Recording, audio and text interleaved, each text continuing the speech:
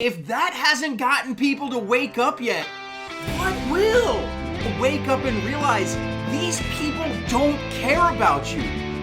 The Libertarian Party is the only party that actually cares about your rights to liberty and freedom. What's up, everyone, and welcome to the Liberty Inc. podcast. I'm your host, Mike Ross, and we got something a little special today. We're joined today by 2020 governor candidate Steven DiFiore, and I don't know if you see what's in front of us, so if you're just listening to it, you're probably not going to get it. But if you see it here, we're going to do something, and to not get dinged for copyright or trademark infringement, we're playing Spicy Liberty. That's right, it's not Hot Ones. We don't have hot questions and hotter wings.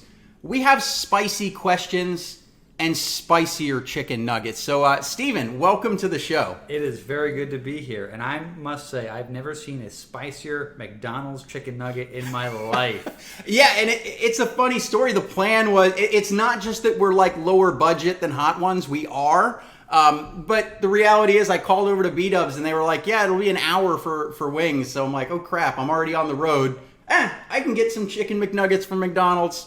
And that'll work. And we'll still top them with, bourbon and beer. We have our bourbon, we have our beer, and, listen, chicken nuggets are a fine vessel for spice. They are. A perfect vessel. So in the interest of not getting flaming sauce in our eyes, we do have forks here. And Steve and I have got some questions. Some are going to be, inquisitive, some are going to be silly, and we'll just go from there. But Steven, the first thing, you were a 2020 governor candidate in North Carolina. What brought you to the Libertarian Party? I know I've talked to a lot of people. They a lot of times come from the right or left. What's your story there, man? So let's eat number one. That's this one, right? That's this one, which is the classic. So it should be just a regular classic hot sauce. There you go.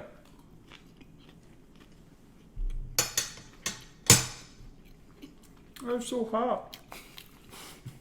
I'm kidding. Yeah, this one's not hot at all. But it's tasty. Good vinegar. It does have a good vinegar hit. Yep. And and it has chili de arbol in it. So, how I started with the Libertarian Party and the Liberty Movement are two different things. Yeah. So I grew up in upstate New York. Don't hold that against me. In the Adirondacks. And it's a very mountainous region, very rural. My hometown of Ausable Forks had about 500 people in it. Okay. And so if you know anything about mountain people and mountain towns, they're very much a leave me alone, I can do what I want. Yeah. It's very, very much that culture, and that's the culture I grew up in. But if you know anything about New York and Albany and the government of New York, it's a very much do as I say, let me get my fingers into everything possible. You need a permit to do anything. Yeah. Oh, you want to build a deck? You got to get a special permit from the county chair. Hey, you want to build an Adirondack chair for your porch? You got to get a special permit for that. Hell, you want to screen in your open air porch? All you need is some screening material and some staples. You need that permit. Is that the mosquito lobby that was causing that kind of law? I think it was the construction lobby in downstate area where everything is a union shop. Okay. And they make a one-size-fits-all that in the very rural areas of upstate New York just don't make any sense. Right. So growing up, there were all these silly rules, and everyone was like, oh, this is so silly. This is such a silly thing. So that was kind of steeped in my psyche. When I moved down to North Carolina, I was at UNCC, and I was in the political science program, getting my political science degree. Right. Kids, go to trade school instead, though. Liberal arts in college, waste of time, waste of money. Trade schools.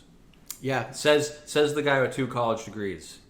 I'm a financial advisor, and I actually endorse that message. There we go. I lost track. Oh, yeah. So I was actually writing a paper for my final project, my senior year, on the 2008 election.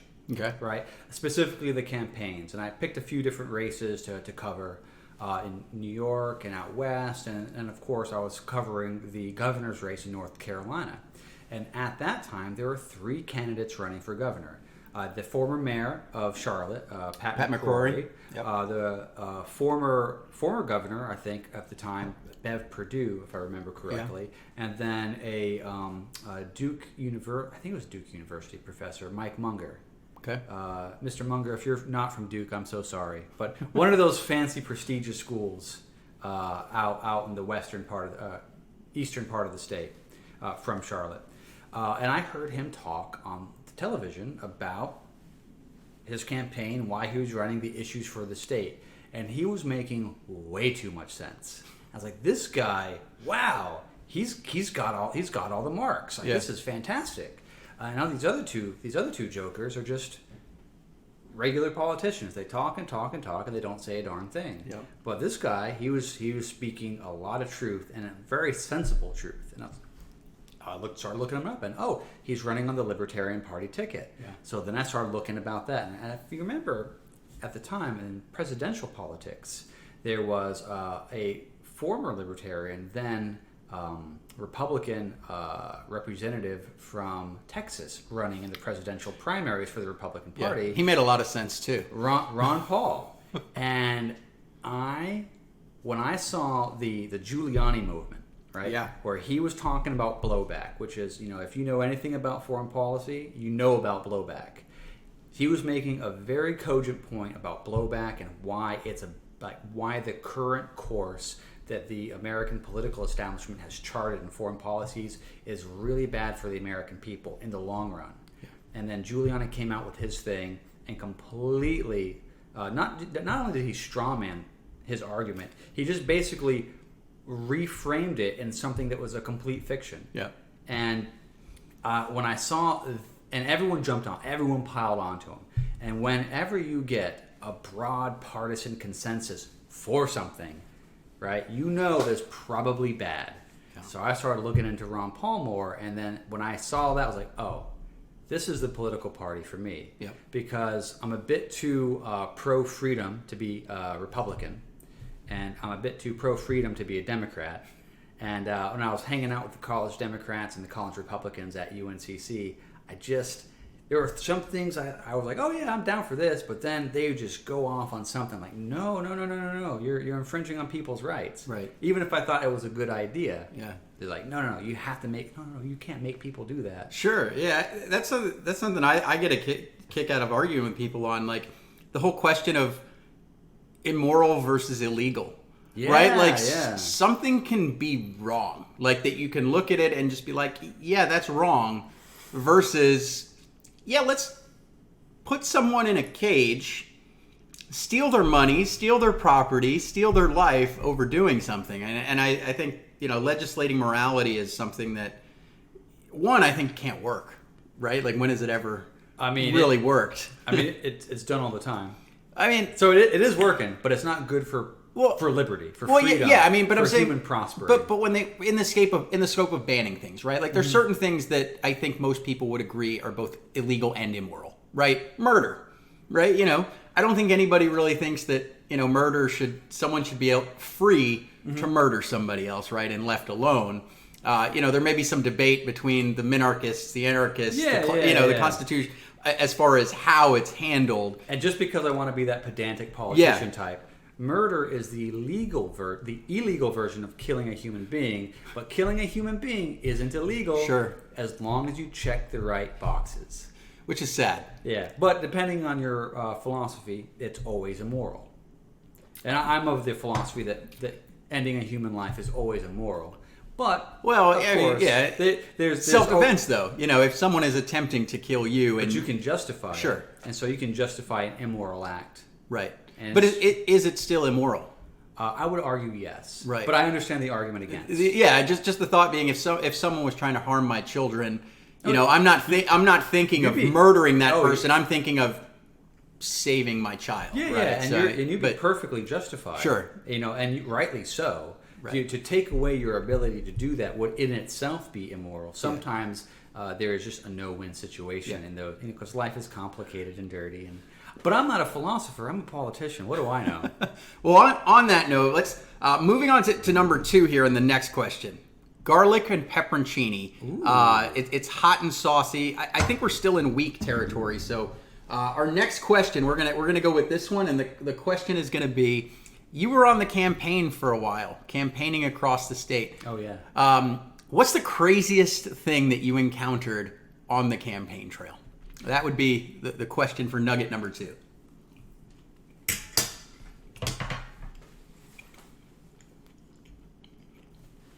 I like that one. Yeah, sweet. Oh, little heat. Oh yeah.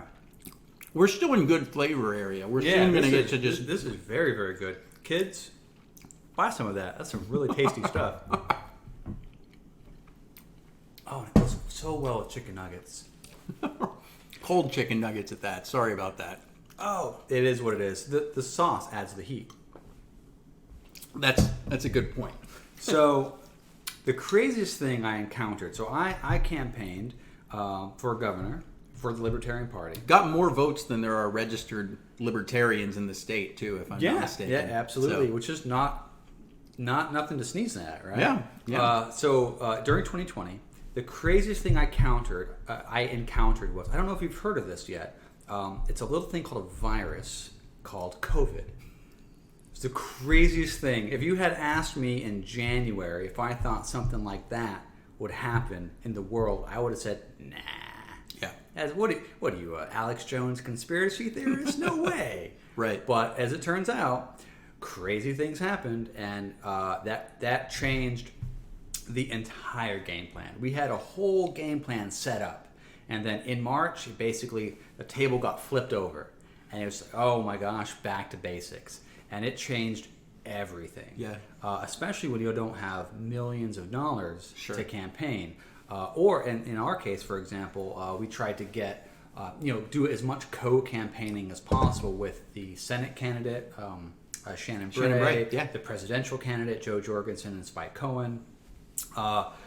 And what's interesting is, they're all fine with co-campaigning. It was a lot of fun. Got to meet these folks, and they're fantastic human beings. I love Spike them was to just death. on last week. So. Yeah. Spike is wonderful. I'm a big fan of Sasha's husband. Yeah. Sorry, Tasha's husband. Tasha's husband. It rhymed. What was I going to say? I started thinking about Spike and I lost my train of thought. Oh, yeah.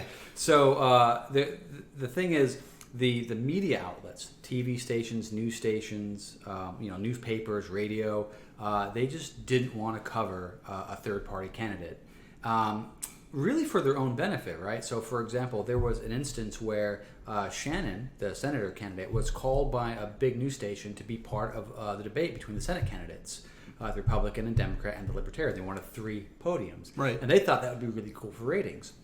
Well, as soon as the Democrat heard about that, he called up the station and says, I'm not going to be there if there's going to be a third podium. It's just going to be me and the Republican, or it's going to be, or I'm just not going to come. And then a little while after that, the Republican calls and says, yeah, if so-and-so, the Democrat, is not going to be there, I'm not going to be there. Have a good day. And so the news station, obviously this is a big draw for viewership. They get a lot of ad revenue for them. It's all about the money. So they call the Libertarian and they say, hey, we know we invited you and we thought it would be really cool if you'd be here, but you're not going to be here. So have a good day. Do something else. Keep that day open. You're fine. You don't need to come here. And, what can you do? Sure. And, granted, they get a lot of money from these political campaigns, ad revenue during campaign seasons, especially the 2020 campaign season, it was a big windfall for a lot of these folks. Yeah. So, of course, that's what they did. And, we encountered that all up and down the gamut, all up and down the state at every level of the campaign. And I would have to say that actually that was... not necessarily the craziest thing, because that's just how the system works, but it's very disheartening. But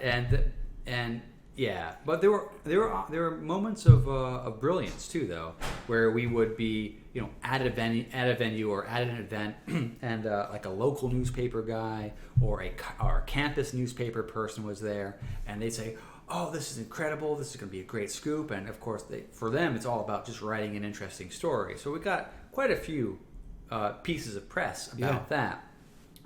But anything from the mainstream was always slanted one way or another. Like the best one I saw was we had a big event in I think it was Durham at this local brewery. Okay. Where it was an outdoor event, right? And again, this is, COVID restrictions, and, you want to be outside. Right. More than half the people were wearing masks, including myself. In fact, I went out and I got myself a nice North Carolina. With the NC flag on it, which is in the podcast's intro. Yeah, it's a lot of fun. And because, let's face it, I don't want to get sick, and I don't want to get other people sick. Sure. And, if masks didn't work, why would doctors wear them? And nurses wear them in hospitals, right? But so more than half the people were wearing them because, of course, they were worried. Because remember, at that time, early last year, we didn't know nearly as much as we know now. Yeah. So there's a lot of unknowns. The person who wrote the article still felt the need to point out that most people were not wearing masks or social distancing. Right. It's like, okay, but we were outside. Not much has changed since last year. No, but it was interesting because I remember the social justice protests that I also participated in Charlotte. Right. The Black Lives Matter protest, the protest for George Floyd and Breonna Taylor, and folks who were unjustly killed by the police state. Sure. And there was not a whole lot of social distancing at those events either. Even though there was a good fair amount of mask wearing as well, because of course people didn't know that no one wanted to get sick, right? But none of the news stories mentioned anything like that. Never said, "Oh, this is going to be a super spreader." Never mentioned that. And it turns out it really wasn't, because the numbers didn't really go up that much. So obviously outdoor transmission wasn't a thing back then. Yeah, I mean, and that's just the media being the media, right? It happened all the way at the national campaign.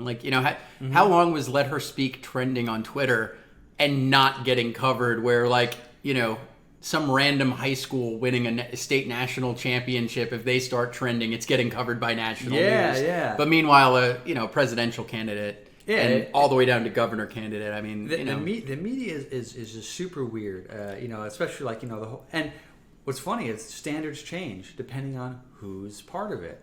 So you have Blasey Ford talking about Kavanaugh, big news, cool. Right. Tara Reid, crickets. Yeah. Well, what's the difference between the two? Who they accused. It's actually kind of sad. It is sad. It is sad. So next up, we're moving up to, I don't know if this one's going to be hot yet, but this one is Mark's Barbados style. Oh. In this one, and all fresh, locally, or finest local ingredients, 100% natural. So the question for this one is, Steven DiFiore, if you won and were currently the governor of North Carolina, what would be the first thing that you did when you got in office as far as a legislative agenda? Ooh, all right. This is a good one.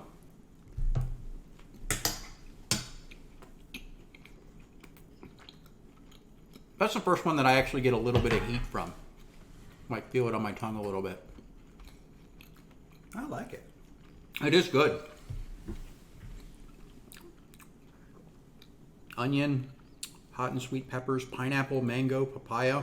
Yeah, that's some good stuff. Yeah, I can get the papaya in there. I think that's what I like about it. Yeah, Papaya's but it some still good has stuff. a little bit of a kick to it. Mm-hmm. First one with a kick. Yeah. So what?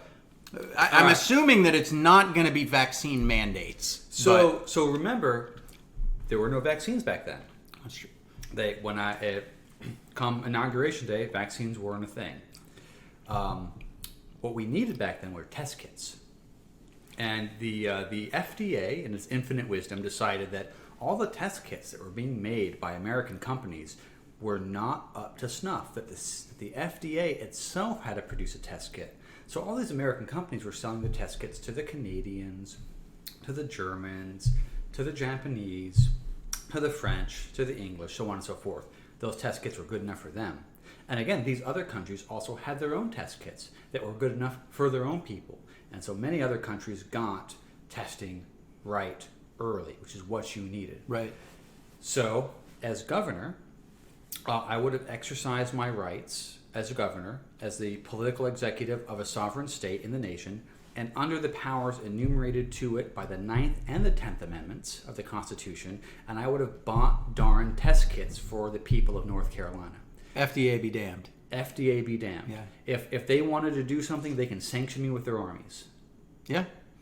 But, at the end of the day, making sure that the people of your state are taken care of with that when cutting the through people of North Carolina deserved then, deserve now, adequate access to testing. And at the time, the FDA was actively standing in the way of that.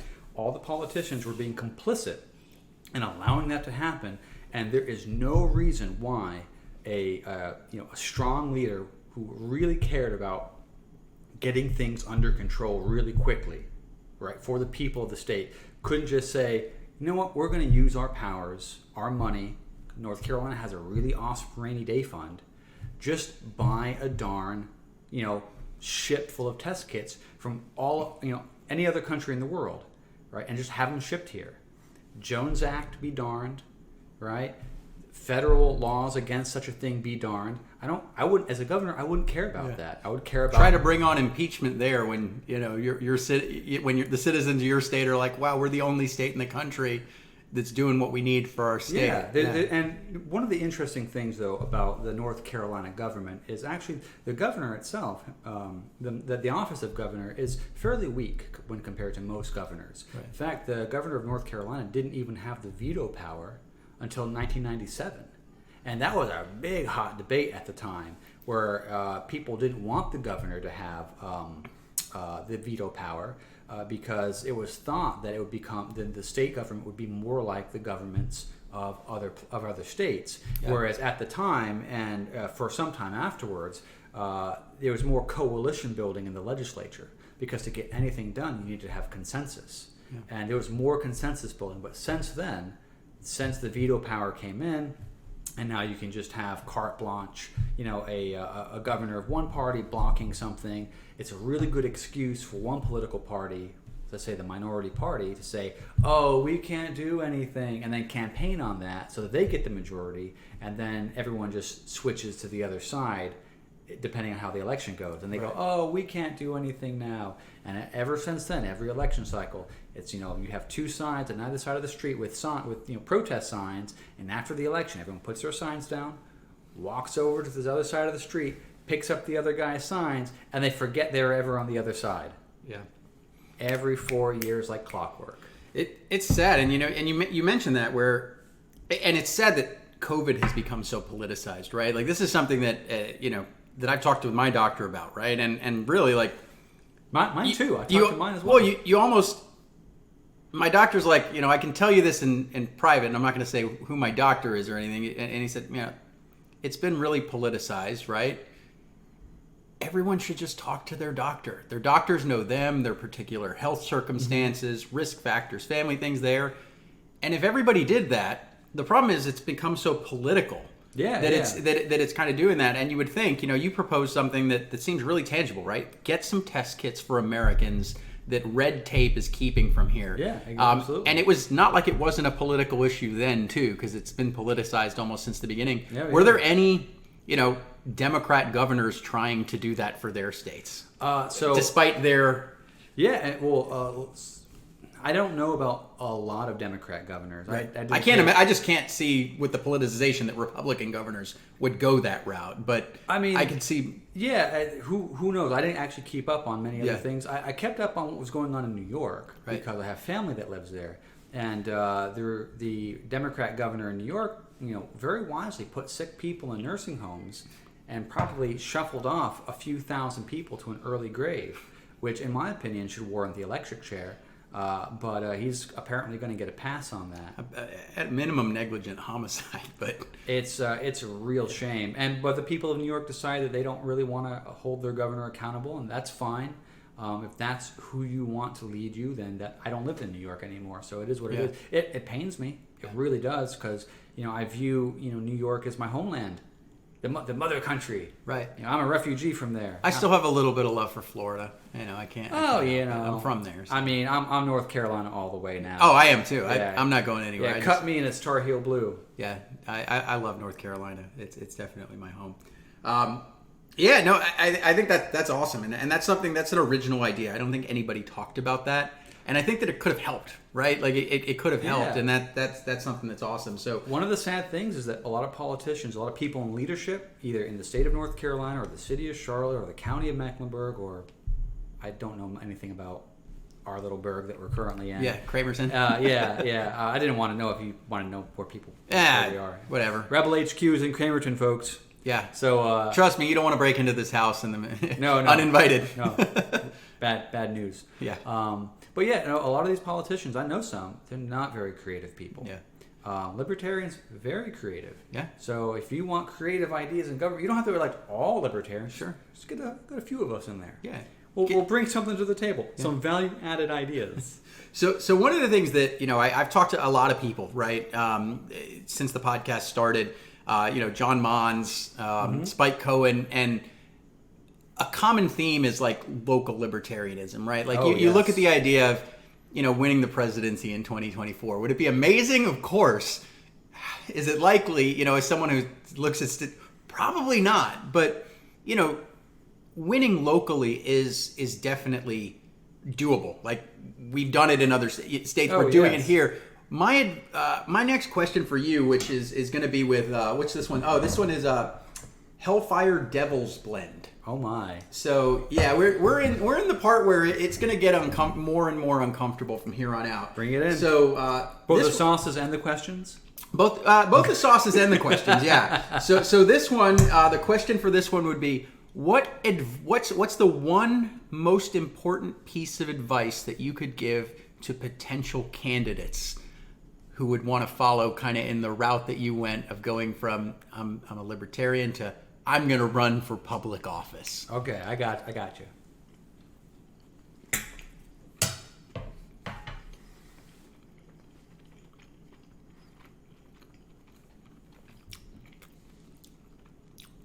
No, that was good. That was good. And it wasn't as hot. I guess I'm just fearing the rapid exhalation. It wasn't too much of a jump. This one has a blend of Carolina Reaper, habanero, and jalapenos. I can see that one being a creeper, where it like creeps up on you. It is creeping a little bit, and it's lingering a little. Yeah, because I can taste it still on the back of my tongue a little bit. And Granny Smith apples, tomatillos, scallions, and cilantro. That's the sweetness in there. I got to give it to Hot Ones. Like they put together a tasty lineup of sauces. This is good stuff. So with that, Mr. DiFiore, what is the one thing best piece of advice that you could give to a potential candidate? So you are thinking about running for the Libertarian. Let me look at the camera. Yeah. So you are thinking about running for the Libertarian Party or running with the Libertarian Party for your local office. Get a team together. You cannot do it by yourself. No man is an island. You need a team. You need the people around you. You need the expertise of your local party. You need help. That is the most important thing. The people who win and are successful, both in this party and others, have teams behind them, teams and money. And you do not know everything. Nobody can. You need a team. And you need to be able to have the connections with your local state party, with your local news sources, and your local community to be able to get the work done that needs to be done to make your communities better. So the first thing you need to think now is, if you want to run, are you going to your local county affiliate meetings? If there are no local county affiliate meetings, are you starting one? Do you know who your city council members are or your town commissioners are? Do you know their names? Do you go to events where they speak? Are you recognized by them? If you walk into a room, will the mayor of your town recognize you? If the answer to those questions are no, you need to start doing the work right now, because you are not going to make any kind of impact unless you are known in the community. That's really, really important. It's a lifestyle, working to be a politician, working in politics, working in government, even at the local level, to make your communities better. And that needs to start. And you need a team and a whole community behind you.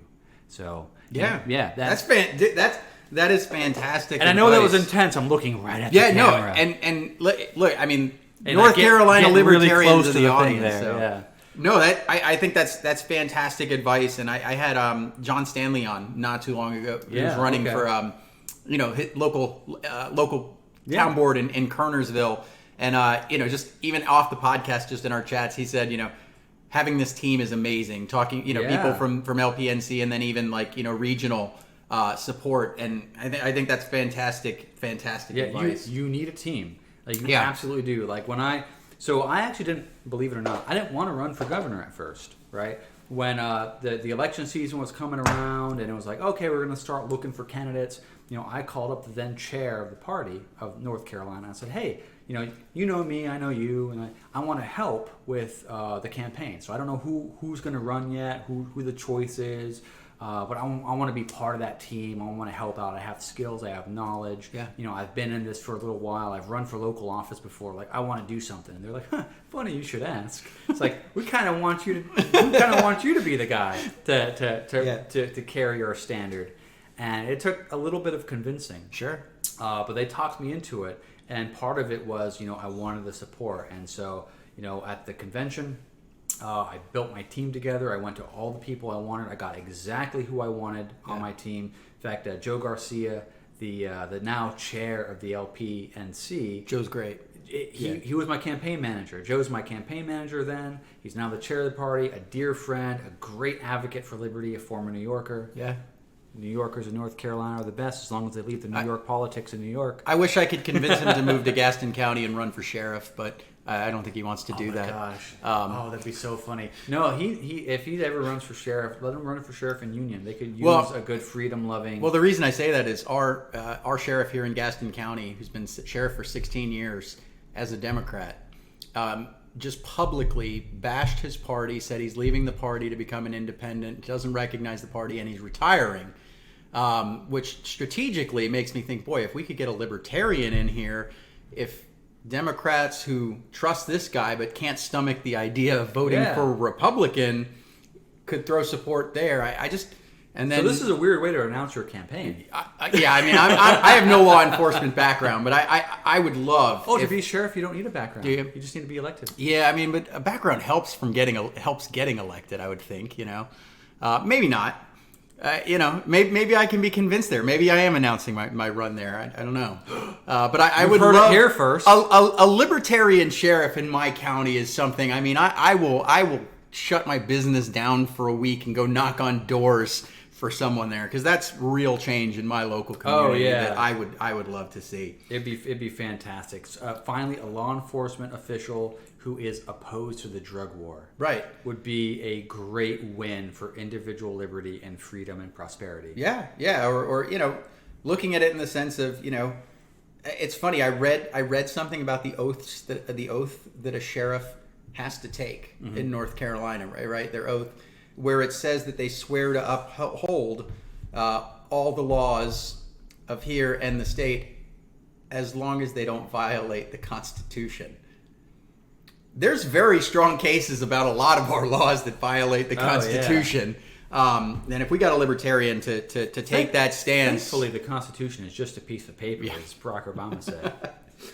So that's a lot. I know I had 3 questions on the whole governor race. I want to switch things up a little bit. Okay. Just a little bit. And one more one or two, maybe a few more meaningful questions before I get to the real spicy heavy hitters. Okay, all right. So this one is kind of shifting gears. So I first met you at state convention this year for LPNC. And in addition to being our governor candidate last year, you are also now an at-large member of the LPNC. A great honor. And if I'm not mistaken, the one who had the most votes by far in that room for that position, aside from chair, but in the at-large, a great honor. You had a lot of support. So the next question that's going to go along with this one, Los Calientes, which is this is actually they call it a heat level 5 out of 10. They made an old version of this, and it was literally my favorite hot sauce on the planet, like 4 or 5 years ago. So I'm actually excited to try this one. All right. So the question is, as a new at-large member of the LPNC for the next 2 years, what's one thing that you would like to accomplish most in that role as a board member for the LPNC? Oh, all right. I'll tell you. We got to eat this first before. And this one is the oversauced one, so hopefully it's not too hot.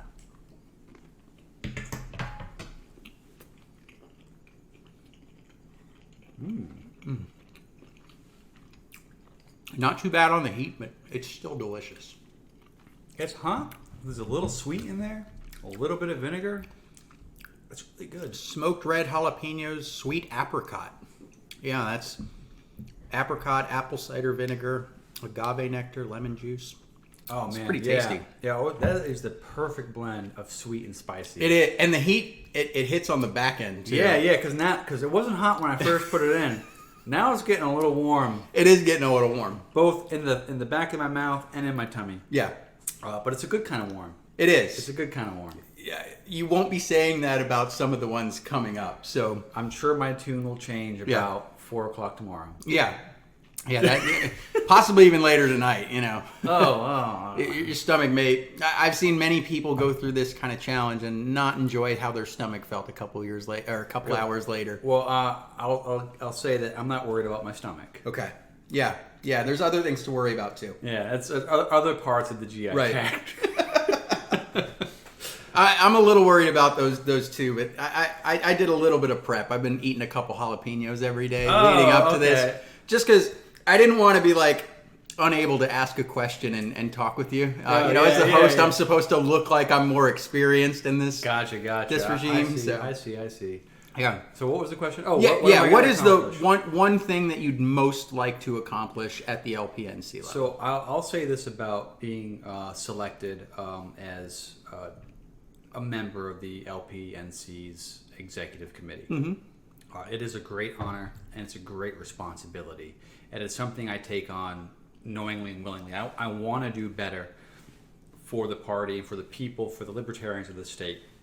I'm of like mind with Joe in the sense that I believe we are on a really good track here in North Carolina to build a really good professional party with all the institutional knowledge we need to really take Raleigh to task, but also support our local candidates in counties and towns and cities all across the state and make North Carolina an even better state to live in, to raise a family in, to prosper in. Yeah. And part of what I do, and everyone on the team does this too. Sure. It's a fantastic crew the convention elected this term. Yeah. Now, one of the things that I want to do, because we're working on an agreement with the National Party, so the Libertarian Party, the National Committee, whatever.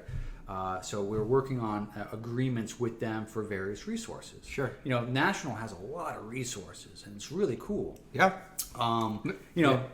Yeah, they got nation builder type stuff. They got fundraising information. There's a lot of data that they have, right?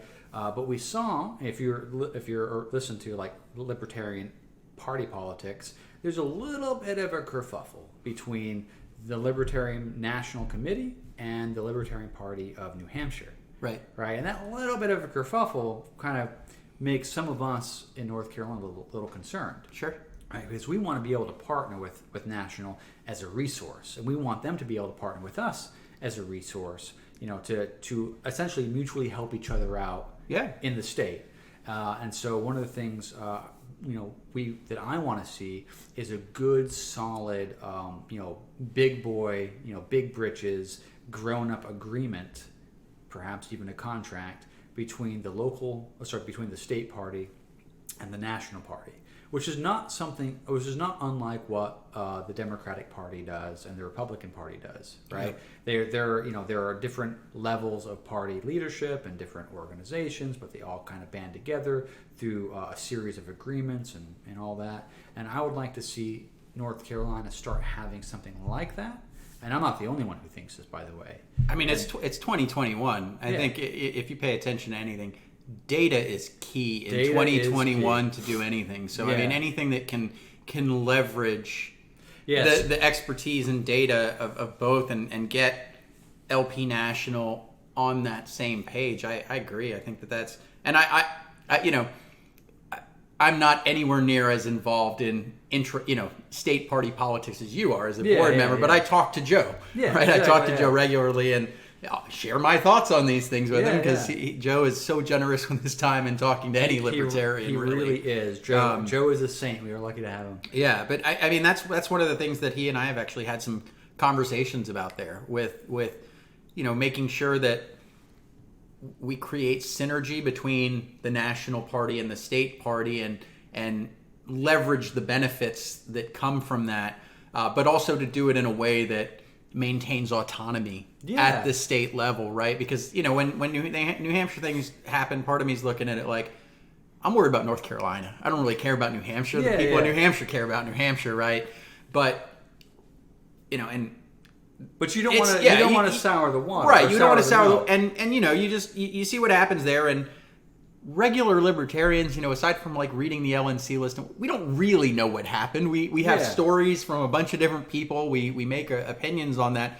But the reality is, we kind of saw a little bit of a speed bump in that collaboration process, and that's something that I think if you're able to say, well, let's do this collaboration, but let's protect our state party so that we remain autonomous. That's something I think is fantastic. And another interesting thing about any political party is the politics of political parties. Yeah. Right? Because surprise, surprise, folks, there's politics involved in political parties, if you can believe it.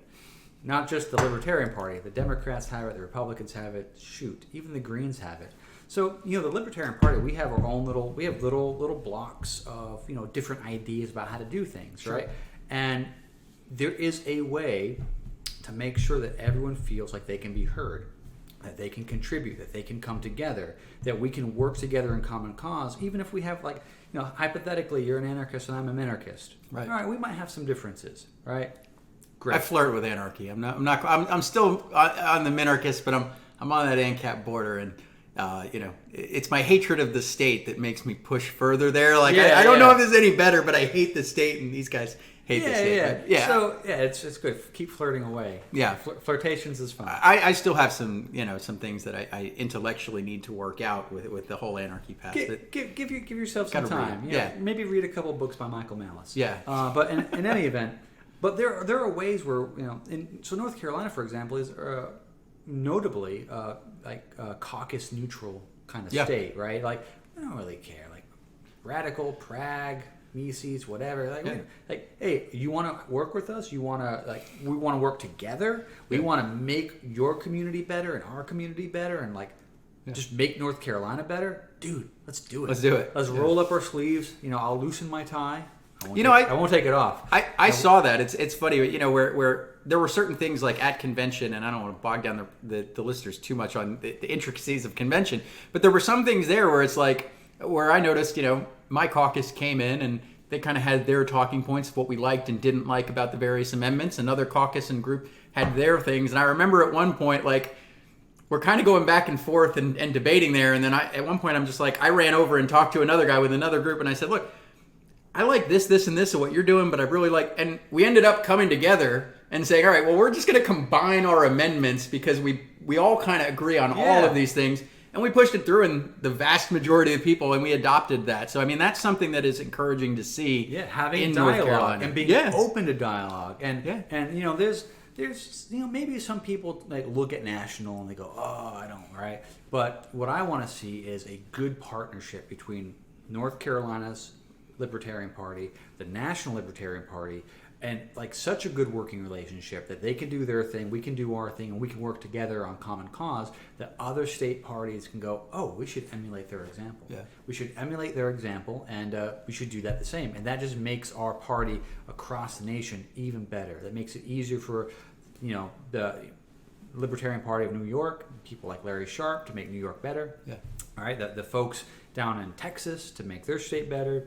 The folks, in California, God help them, to make their state better, right? There's a way that we can work. In California, and every time I talk to him, he's bitching about something going on there. He's in his 80s, so it is a beautiful state. It is a beautiful state, and there's a lot to do. Yeah, there's a lot. I mean, there's a lot to love about California, but God help people who are paying those tax rates and dealing with some of the. I mean, as a former New Yorker, I can empathize. Yeah. Well, the next one, and I appreciate that, and I like that. So the next one's kind of twofer. Okay. And honestly, I just flipped a coin for which one went first, so I don't want anybody to think I'm kind of favoring anything, because this is basically going to be. Folks, he's lying. I didn't see a coin flip. He's just putting his favorite one first. I flipped it beforehand, but now with that one, I'm just gonna flip them up. But the reality is, a lot of people don't know what the Libertarian Party is. It's sad. We've been around 50 years. Yep. People don't know. But what I found is that if I have conversations with someone, whether they identify as conservative or progressive. I'm not going to use the other parties because screw the other parties. But one thing I find is I often have a lot in common with them as far as things that we agree on. Not everything. There's certain things with conservatives that I'm like, whoa, 100% I'm on the opposite. Same thing with progressives. But I would say you've been on the campaign trail. You've talked to a lot of people, shaking hands, probably not kissing babies or shaking hands actually because of COVID. But that's the normal politician. A lot of fist bumps. A lot of fist bumps and the elbow bump. The elbow bump too. So my question to you is, what are some of the most common ground issues that you've found resonating with progressives that you've encountered? So I live in Charlotte, North Carolina. Oh wait! We almost cheating. So this one is Tears of the Sun Caribbean style ghost pepper sauce. Oh, I can't wait. Which is let's do it, guys.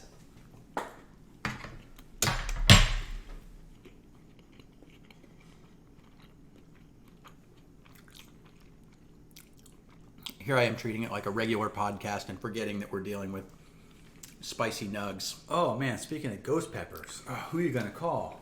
That was tasty, but that one's getting a little spicy. It's ramping up for me real quick. Yeah, that one's getting a little spicy. Oh, I got a seed. Maybe that's why. Yeah, there's probably a lot of seeds coming up.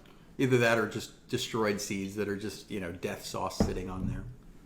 Oh man, hold on, that's gonna need some whiskey to break up that capsaicin oil. All right, sorry, we had to take a little bit of a break and cut. But one thing I noticed, Steven, where before we get to what we have as common ground issues with progressives, Tears of the Sun. You guys missed our reaction to this one, but I'm glad we did the cut now, so you get the ones later. But it turns out this one is 69,000 Scoville units.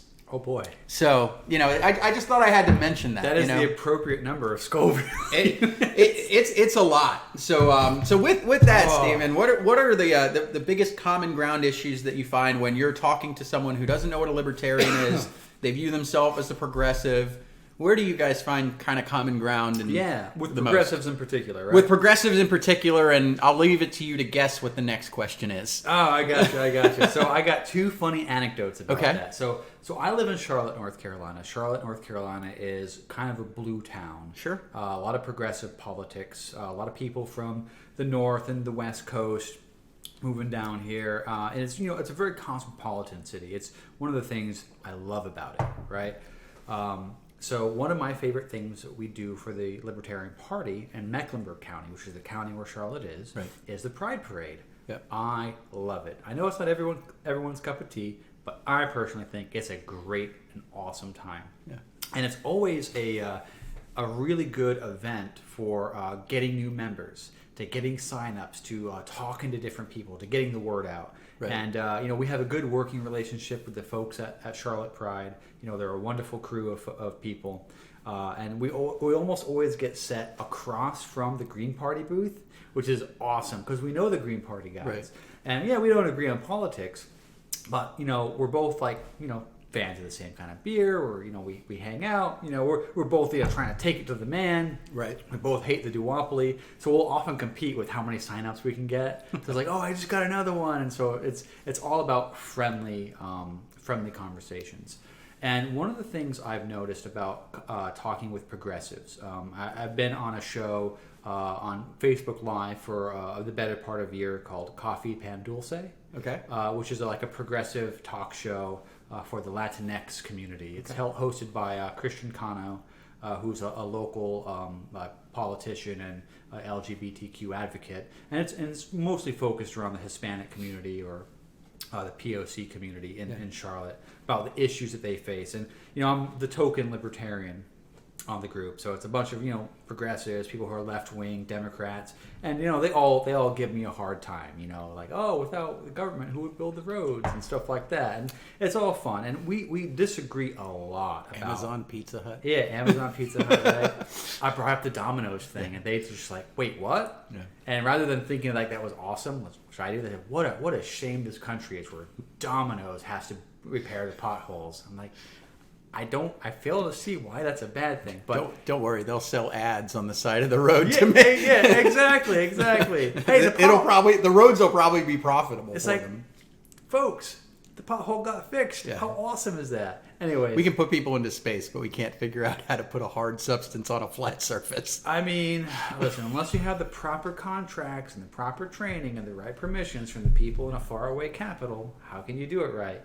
But So with that, I agree. I see, a lot of common ground there with the common, social tolerance yeah, and the common ground is like they want, progressives that I've talked to want a better world for their community, right? Just like I do. Sure. Like, for example, we all of us. So my progressive friends, and my conservative friends, and my libertarian friends, we all want, for example, healthcare to be affordable.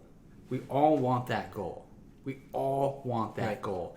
What we disagree on is the best way to get there, right? And I have always found that there are very few instances where we just legitimately disagree on the ends, right? When we legitimately disagree on the ends, like, okay, we disagree, it is what it is, move on to the other topic, right? Because I'm not interested in burning bridges and making people feel bad, right? If these are people that I work with or that I'm friends with or that I want to make common cause with on another issue, sure. I'm not going to make them feel bad about the thing that they disagree with. And sure. there are times where like something will be said if I'm on a show with, progressives or conservatives that I really, really disagree with. But like there's no way they're going to move on the issue.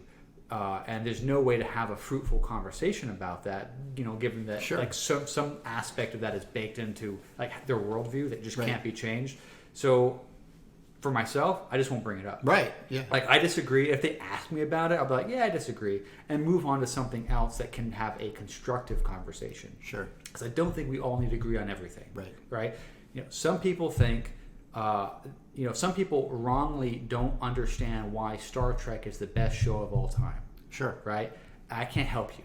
Right. So let's just talk about baseball instead. Yeah. Kind of thing, right? So it's like that sort of thing. Like focus on the thing that you can make progress on, sure, or rather than the thing that is just you're going to be beating your head into the wall. But I've always found that on the things where there's overlap, the disagreement is about the best way to get there. And sometimes you can word things in such a way, right, that that makes your liberty idea more palatable. There's a concept called code switching. Okay. So you talk a certain way with certain groups of people or in certain cultural groups in a way that makes sense to them, right? That they're accustomed to hearing, right? Sure. So in left-wing circles, I'll use left-wing language.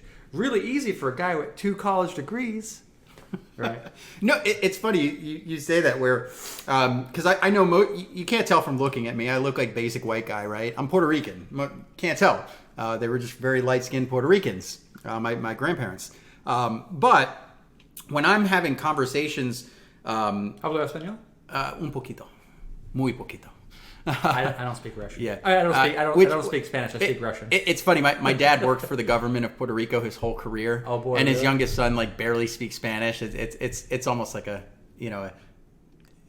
feel like I'm disappointing my dad sometimes, but I know I'm not. Right? Yeah. I know I'm not. But I'm from an Italian family in New York, and I don't speak a word of Italian. Right. I speak Russian. Right, so but it's just but Hispanics, we really value that Hispanics can speak Spanish, right? So like he's like you need to learn Spanish, and I know my better half is from Mexico. But in Italy, Italian Americans aren't really expected to speak Italian for the most part. We're just expected to know every single mob movie reference. Yeah. So that obviously the social issues, right? And I find agreeing with me, right? Like, and my conservative friends get mad at it, like, and again, I don't know if the way they worded of defund the police, even though I agree with the idea, I think the wording politically, but when they talk about things there where, I talk to conservatives who are just, so talking about the abuses of the police state. Yeah. I find progressives, when I'm talking and taking hardline libertarian positions on that, people on the right would probably call me a leftist at that point, right? But so those are two things that I find a lot of common grounds on too, right? I'm from Broward County, Florida, which Spike was joking about it when I said that. He was very familiar with Broward County. I'm not familiar at all. It's the bluest county in Florida. It is like reliably deep blue at every single level, and that's where I grew up, right? So No wonder you're left. I have a lot I'm of kidding, I'm kidding. I have a lot of progressive friends, and I love my progressive friends, right? Like, I do. You know, I disagree with them a lot economically, like a lot. So I generally. You mean you don't think to each according to their need and from each according to their ability is a really good philosophy by which to have an economy? Yeah, I think it's probably the most dangerous philosophy in the history of philosophies, as far as the realized impact on humanity.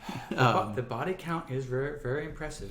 It's you know, everybody rightfully condemns Nazism, right? Like, we can look at Nazism and collectively as a society say, that sucks. Yeah. We should stay as far away from that as possible and never let anything like that happen again. We don't like that. But you know, The hammer and sickle? We seem to fail to notice, you know, Mao and Stalin and that have body counts multiples of what was there, and it's still, hey, we're still trying and flirting with these ideas. I'll say this: I'm part of a Libertarian book club in Mecklenburg County, which we'll get to another thing I want to talk about at some point, which is building culture. Okay. Right. Yeah. But so we're part of there's a Libertarian Party book club in Mecklenburg County, you know, put on by one of our executive committee members in Mecklenburg County, Olivia Broadway.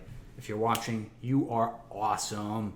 Anyways, the book club is a lot of fun, but we finished reading Man's Search for Meaning. Okay. And that is a book that was written by a Holocaust survivor, right? And so he did like 4 tours of different death camps, right? And he's a clinical psychologist, so he was writing about his experience from a clinical psychologist perspective, and it is a hard read, right? But it's all about, you know, what keeps people going, and it's what the title of the book says, The Search for Meaning. And when I was in college, I was in Russian studies, right? You know, to get my Russian studies minor. And one of the things that, you know, we read is like Russian literature. So I read, you know, quite a bit of Tolstoy, quite a bit of Dostoevsky, and I found my way into reading about Solzhenitsyn and the Gulag Archipelago, right? And just hearing about just how evil the regime of the Soviet Union was, just how it is unbelievable, in the words of the people that were living at the time, that anyone could view the hammer and sickle flag in a different light, right, in any kind of positive way than the swastika flag, blows my mind. Like, I just think that's real, but I think that's all just ignorance. The scale of the inhumanity across the, you know, what Reagan called the evil empire was so huge.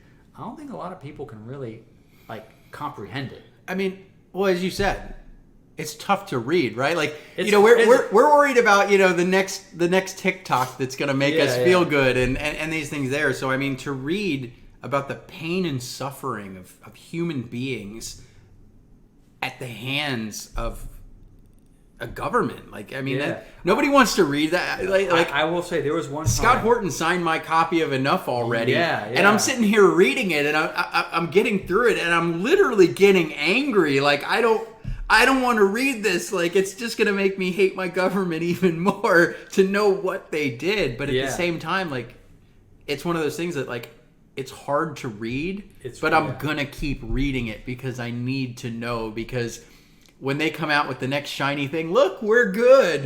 Like, no, you're not going to fool me with sometimes that. Sometimes you have to give yourself that uncomfortableness. Like, for example, like, I was reading, you know, Viktor Frankl's Man's Search for Meaning. Like, I was reading through a chapter, you know, in the passenger seat of the car. My girlfriend was driving. We were visiting some friends here in Cramerton. Okay. Like, and we get halfway here, and like, there's just one passage that it hit me like a ton of bricks, and like, I just had to close my book and put it down, and just like, I'm not going to read anything more about this for another, like, until maybe tomorrow. That was so horrible what I just read. It hit me, and it like took all day for me to like feel better. Right? Like, some of this stuff is tough, but you got to get through it. You need to, because it's like psychological bodybuilding. Yeah, it is. Well, I think you know where the next one is going as far as question, because it's kind of predictable. But and I got a funny anecdote then, if it's where I think it's going. But This next one, I'm feeling a little upset by this bottle, because they're calling it honey mustard, but it came after that death elixir that we just tasted. Well, it's honey badger. Yeah, but they say honey badger, honey mustard sauce, but I'm sure this is going to be. But if we know anything about honey badgers, honey badgers don't care. So let's go in with this one, and I'm going to suffer through the question and not just make you the guy talking after eating it, because I feel like I've been cheating by eating it, by asking the question and then eating it. So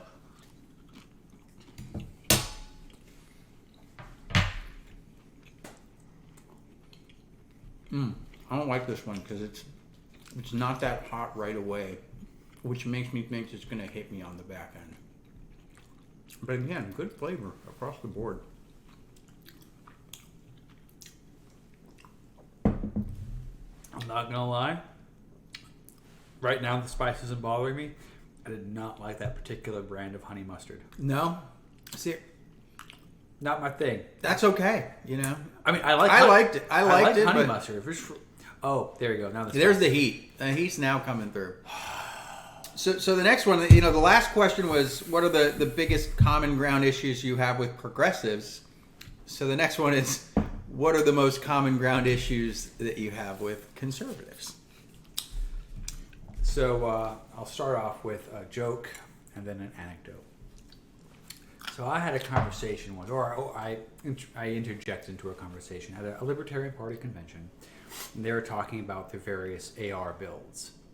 For the kids at home who don't know, an AR stands for Armalite. It's a kind of rifle, very popular in most gun stores. It does not stand for assault rifle. Unfortunately. So they were talking about their various AR builds. As you may or may not know, ARs are kind of rifle that can be customized to whatever you want. You can. put any kind of furniture that is like, little doodads on it. You could, specialize it for target shooting, for hunting, for whatever you want. Right? You can make it tactical cool, or you can make it look like grandpa's gun. Sure. Right? So they were talking about the AR, and I butt in. And I was like, you know what? I gotta say, I think ARs are stupid. I don't think anyone should own them. No one should own an AR. And I paused. And they all turned at me, and they were about to leap on You're me. about to lose me, man. And then I said, But I know you've got something coming. I'm an AK guy. Yeah. Yeah. AK is a kind of rifle. Yeah. It's a Russian. Kalashnikov. Russian made. Russian made. I like Russian things. What can I say? I mean, you speak Russian, so I mean... Boюсь очень плохо по-русски. Yeah. It means I speak Russian not very well. So they're like, So the gun rights thing is very similar to what, it's an overlap between Sure. libertarians and conservatives. Yep. I'm more in the Maj-Touré camp of gun ownership. Sure. Whereas guns are for essentially putting holes in bad government employees. I don't know about all that, but Well, I mean, I just mean- from the vibe, from the standpoint of, but I view guns as look at the Revolutionary War, for example. Right, America won its independence by putting Sure. pieces of lead in employees of the crown. well, I think about those. Those are the things I struggle with, and I don't want to go off on this tangent and get myself. And that's where you lose a lot of conservatives. Like, whoa, wait. But no, the but- government. but- who do you think's going to tyrannize you? I asked somebody this question, like just kind of hyperbole, right? Where they look at things, and the reality is, we're libertarians. We agree in the non-aggression principle, Oh, and absolutely. I think if you really boil it down to self-defense is the only justification for violence. Sure. And that needs to be made expressly clear. Self-defense, legitimate self-defense, is the only justifiable metric by which you can use violence. Sure, but it always gets uncomfortable, and Yeah, I don't want I know that We're already uncomfortable with this hot sauce, my friend. We are. We're gonna get it's only gonna get spicier. But I look at that where people are like, yeah, but even in my conversations with the Back the Blue crowd, right? Yeah, I have a lot of conservative friends and a lot of progressive friends. I'm from Broward County, and I'm from a blue area. I live in a red area. I've got friends. Yeah. So I've got some blue friends, some red friends. But when it comes to that, a lot of times, even the Back the Blue people, where it's like, but you don't understand. The police's job is to enforce whatever the laws are. And I just want to put this in perspective. Yeah, and I usually try to use extreme examples. They're just following orders. Right. But I use extreme examples where they're like, I'd never shoot a police officer, right? Like that's the thing. And it's not hard to put someone, like, to put it out there. And I use a common one where I had this person who was very, very conservative, right? So I almost tried to play on like their worst fear, right? Where I said, well, let's say you're in California and the government of California says, we believe that all children should have a right to choose their own gender. So as a result, when they turn 10 years old, we're going to come door to door and give them hormone blockers until they're of the age that they could choose their own gender. So I posed this to a staunch conservative and I said, if the government passes that law and the police show up at your door with a hormone blocker to put it in the arm of your child, what are you gonna do? And, you know, even there where, you know, you take the most diehard back the blue and you put in this, whatever their fear is in their head, this scenario that they play off, and they're like, I'm going to shoot the cop, right? Like, which I hate to talk about, but and I'm sure you can create a scenario like that for someone on the left, the right, the center, anywhere. But I'll put it this way: you don't even need to create the most extreme cartoonish, that would never happen. It wouldn't. Right? It would never happen. That situation you talked about. It would never happen. No. Right. But for example. But if it did, what would you do? It's the loose way in, and then the problem becomes the subjectivity of it. Right? Yeah. Like, but then like guys like me would be like, dude, but that'll never happen. That's a silly question. Right. But however, you can ask the question: does passing a counterfeit $20 bill necessitate the death penalty? No, of course not. That's seemingly what happened to George Floyd, right? And then. I got in a lot of fights with my conservative friends over that one. Yeah. Because conservatives are missing the mark on that one, and largely because there's miscommunication on the left wing side. Like you had a situation where you had guys like who was the conservative radio guy, Rush Limbaugh. Rush Limbaugh saw that video, and goes, "Oh my gosh, that's ridiculous! Like that kills me as a conservative. Like, what are we going to do about this? How are we going to rein the government in?" Remember, Trump was president at this point, right? So you had Rush Limbaugh seeing this and going, oh no, this is a real big problem. What are we going to do? He reaches out to like the most out there, powerful leaders in the social left movement and asks, what can we do? Right. What can we do? And, they start talking about tearing down systems of oppression. Well, when a conservative hears that, he has no idea what you're talking about. Right? He's just like, what are you talking about? So I mentioned earlier code switching. I'm glad you brought this up because this particular example, right? Because it segues into this. Because one of my favorite events that I ever did was a table topping event out in the mountains for something called Prepper Camp. Okay. Right? I am a big fan of like the prepper culture. Sure. Right? You always have a first aid kit around, right? So why wouldn't you have like a spare box of dried food just in case the grocery store is out of food for like a snowstorm or something, right? Maybe that's part of mountain culture, right? But this idea of definitely prevalent in mountain culture. Yeah, exactly. So like because we can have a snowstorm that knocks the power out for like 2 weeks and you can't go anywhere and you're stuck at home. So you got to make sure you have everything you need to just kind of hang out for 2 weeks without going to the store, right? I'm a big fan of like prepper culture, right? So, and I had the opportunity to do a table topping event with the Libertarian Party at this thing called Prepper Camp out in the mountains. I was like, oh, that's so awesome. Yes, I'm going to do this, right? Yeah. And I had done table topping events in Charlotte for a couple of years. Like, I got this. Forgot one thing. All the table topping events that I did in Charlotte were for people walking by who were more left-wing, Team Blue types. Right. So all the rhetorical techniques that I had learned were like Team Blue type stuff, right? Sure. So now I'm in the mountains, which I hadn't been in the mountains for like 17 years. And I have all these like, I'm going to go after Team Blue talking points, but now I'm talking to Team Red. And I'll say one of my talking points and they just look at me like I just made a bunch of gobbledygook. And I was like, why am I not?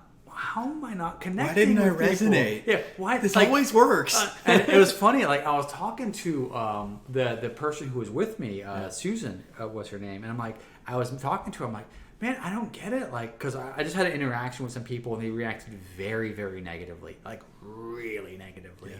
And I was like, ooh, I'm so sorry. I didn't mean to upset you. Like, I'm just here to have fun too. Like, have a good day. Like, I don't want to make you mad. Like, you're here for prepper camp for your thing. I'm here to do my thing. Like, I'm not here to ruin your day, kind of thing. And I'm talking to Susan afterwards. I'm like, man, I don't get it. Like, that line works so well at like Charlotte Pride. I can't believe it didn't work here. She goes, dude, Charlotte Pride, like, you think any of these people here have ever gone to a Pride parade? I'm like, oh, that's right. Yeah. I don't know how to talk their language. Oh no. So that's part of communication, being able to talk in the way that people can know how to understand what you're saying. Yeah. Right. So if I'm going to make, like, say, pro-individual liberty arguments, right? Like, I wouldn't couch it in, like, say, like pro-choice sort of language, right? Now, if you're going to make pro-individual liberty arguments in a left-wing crowd, maybe you want to make allusions to a pro-choice rhetoric. Yeah. Right. Although the irony in 2021 is the flip flop that happened, right? There the whole "my body, my choice" thing. It used to be like a total left thing, and now it's become a total right thing. Which just shows hypocrisy of both sides, really, if you think about it. I wouldn't say it's hypocrisy. I would say it's people don't think deeply about these things. They don't look into the nuance of issues. I think that's a problem with a lot of people. Is they take a lot of things at face value. They like the platitudes. Yeah, but then and they don't get into really the nuance. You don't take it to the next logical step. Yeah. Right? Like, and that's hard work. And most people have busy lives. They just want to go to work, make their money, go home, spend time with the wife and kids. They don't have the time to think about all these really difficult philosophical issues. Like, what's the next step after that? We're weird. We're libertarians. We do that because we're socially awkward and awesome. Yeah. I mean, I said socially awkward and awesome. But, you know, again, this is an example of, like, I'm in a different environment than I'm used to, and I'm using language and rhetorical tricks that I'm not accustomed to. Right. And it's like I'm trying to express the same idea, and, you know, the people are looking at me like, man, you said that really weird. Yeah. Like, and I'm like, oh, well, I could say it like this. Like, yeah, that's a more normal way to say it. I'm like, oh, okay. Yeah. And so it's a way to, like, meet people where they are, right? So with conservatives, for example, I'm not going to talk about, an issue that they might be concerned about, right? Which would be, let's say, election integrity.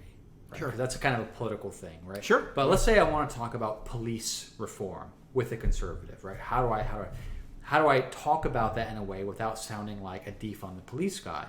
All right? Because a lot of people believe, rightfully so, that there's got to be something, right? That for people to, you know, some way that people can redress grievances and disputes between individuals, right? So a common thing in, like, say, gun training classes, if you ever get a concealed carry or anything like that, it's the line, when seconds matter. I have one. Yeah, the cops are only minutes away, right? Or, you know, rather be judged by 12. Cops are always late. Yeah, unfortunately, that's the reality. They're always late. Right. So if you want to talk about defunding, like the defunding police kind of thing, or like how do we make policing better, right? How do we make policing more accountable to the public, right? You talk about why sheriffs are never really viewed as poorly as, say, city cops. Right. Why? Because sheriffs are elected by the people. Therefore, they're accountable to the electorate, so they got to make sure that they don't make the electorate angry. Right. Right? Whereas city cops, they're not elected. They're appointed. Right? So they don't really care. So they can abuse entire communities, and they're never going to suffer any consequences for it. So if you want to talk about police accountability, say, well, listen, we have a sheriff, and everyone loves the sheriff, right? There's police accountability. Right? If you're talking with a cop buddy of mine, I was having a conversation with a cop buddy of mine, and he made the comment like, "Yeah, everyone loves the firefighters, but no one likes the cops. Right? Everyone's happy when the fire truck gets here, but no one likes it when I pull up." I'm like, dude, you pull up, people think you're going to steal money from them, or shoot their dog. Yeah, or shoot their dog. Oh my gosh, yeah, that's another thing. Yeah. It's and they go like, well, we don't all do that. Like, dude, but it happens. It happens enough. But it never happens with paramedics or firefighters. And if it did, that paramedic or firefighter is going to get fired immediately. Yeah. Like, when does that happen with the police? And like, you guys, like, how can you make that happen so like the bad actors, like say in a police department, get taken care of in a way that everyone sees, and then the people like you, I'm talking to my friend now, people like you who are like the good guys, you don't have anything to worry about because you're not gonna stomp all over anyone's rights, right? You know, it's like okay, yeah, I get that. So you have to try to meet people where they are, and it can be very hard. Well, it's funny, you know, the reason I asked those two questions in there, you know, in general, I talk to people and I honestly tell them, like, if you're on the left and you elect libertarians instead of Democrats, we'll deliver on issues that you care about more than Democrats ever would. Oh yeah. And I tell people that are on the right, if you elect libertarians, you'll get more things that you really want that Republicans promise you but never deliver on. Like, libertarians would ensure real police reform, not just talk about it the way the Democrats would. And libertarians would give you real tax reform, not like how the Republicans promise you they're going to lower tax. Like, those are two huge issues for people, and they cling to voting for their side of the uniparty on these issues. But once their side gets in power, they don't do anything. Exactly. Like, if you just elected libertarians, guess what? Would we do some things that would probably piss you off on the right? Yeah, but we'd give you a lot of things that make you really happy. And guess what? If you're on the left, would we piss you off with some of our things? Yep. But we'd give you a lot of things that you agree with, things that the Democrats you're voting for won't. So. Yeah. I mean, one of my favorite libertarians, a guy I know and a guy I really admire, as a New Yorker named Larry Sharp. Okay. If you don't know who Larry Sharp is, check him out. He's awesome sauce. But he's like, one of the things he says is libertarians are better Republicans than Republicans and better Democrats than Democrats at the same time. Yeah, like, at the same time. It's really interesting. And and part of that is just going to communities and just talking to people where they are. But we have another sauce to try. This is the one that everybody waits for. So this is the one that you didn't watch a lot of Hot Ones, which makes you brave coming and agreeing to do this crazy. This is the nothing makes you as brave as ignorance, kids. This is the sauce. This is the bomb. This is the one that causes celebrities to cry. That causes like the breakdown of the ability to speak in some cases. And this is what the final three sauces are really the death knell of punishment that we're about to put ourselves in. I don't have it here, but this is where we crack the 100,000 mark on the Scoville. And we're going to start at 135,600 Scoville. So I'm going to go ahead and eat this awful thing and then try to ask a super important question.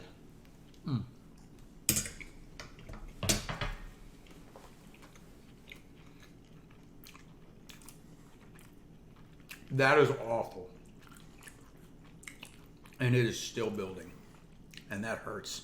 And I have to ask you a question, Steven. Hold on a second. Thank you. Guys, that was really hot.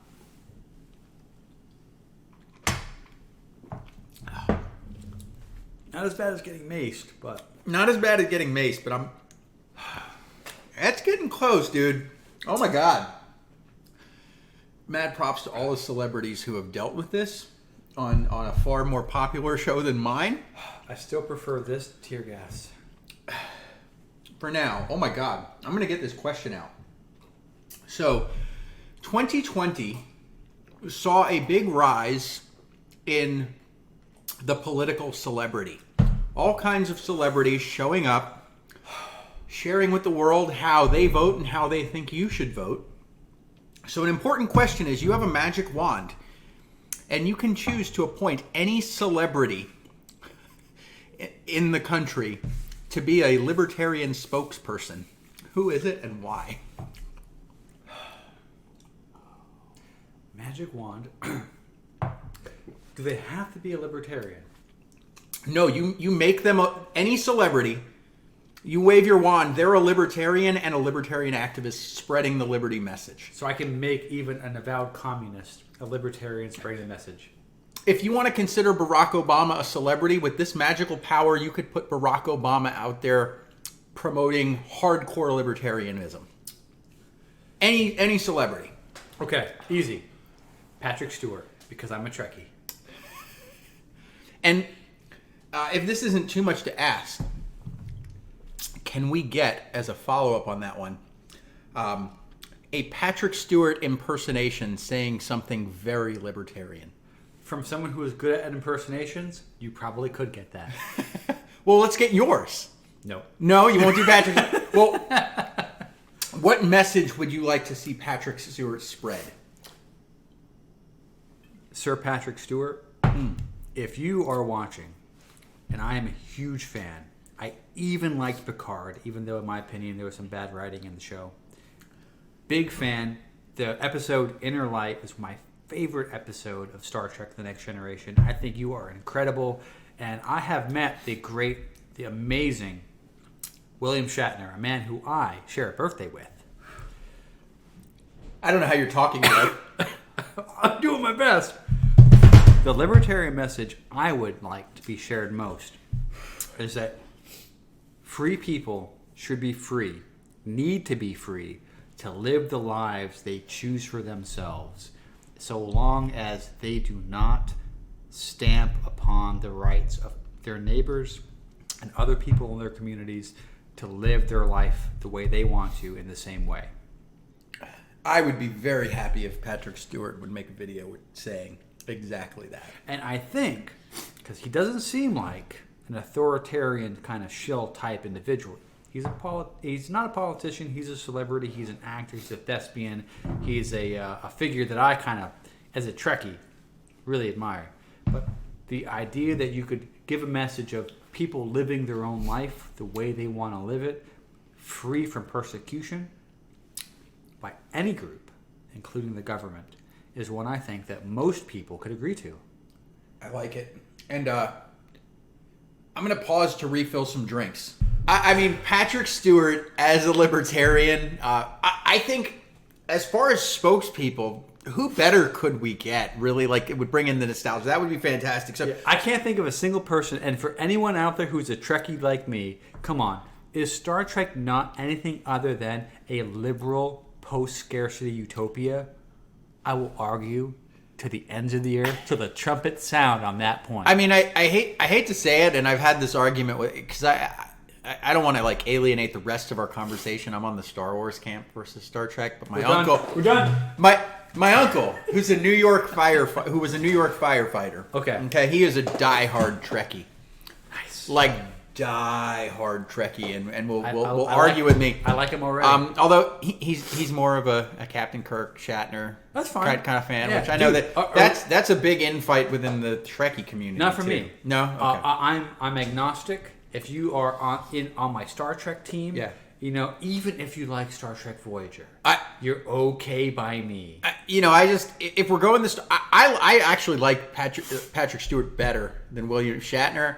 But just my one question there would be, Priceline showed that Shatner works in getting the message out. So I'm just wondering, do we try to say, we'll get a half a message from Shatner and a half a message from Stewart? If we could get both of them like halfway libertarian. I'm gonna say that if we could get all the captains together, because I'll say this.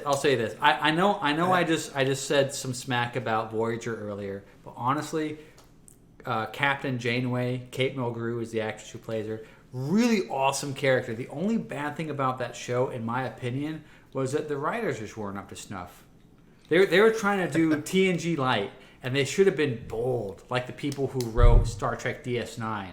And if they had done that, I think Voyager would be like the best show, because they had such a good cast. It's just the writers, man. What can the actors do if the writers are bad? I mean, you can have the best actors in the world, but if it's a bad script, there's really not much they can do. It is what it is. So we're getting into some of this. So hearts for my Star Trek team. We're getting into some of the spiciest questions. Okay. So right. With that, we're going to move on to nugget or nug number 9 here. With the Eye of the Scorpion. Oh my God. Now this evil's hot sauce is described as stings your tongue and blurs your vision with its 1-2 punch of scorpion pepper and scorpion powder. With a hit of garlic, it's great for cooking. Just remember, have ventilation going. This fire-breathing monster is not for the faint of heart. And it has some crazy one-eyed scorpion ugly thing in here. So we're going to die. Hopefully we don't, so that you actually get to view this recording. And we're going to get down to a really important question that I hope I'm able to speak of. You're a politician, so you can speak no matter what, apparently. I was suffering on the bomb. I'm going to try and get this question out after we eat this one. And as he eats it, I'm going to say this. This is called the Scorpion. My better half, my lovely, lovely partner in life and crime, Mariana, is from Durango, the land of the Scorpion. So let's see if this is as spicy as she is. Oh my God. So we're getting into crunch time of this podcast, which means we're getting down to the really important questions.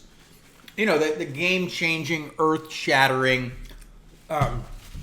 change the course of human history forever type of questions. It is as spicy as she is. And we are looking at a professional wrestling match hosted by the Professional Wrestling Caucus of the Libertarian Party.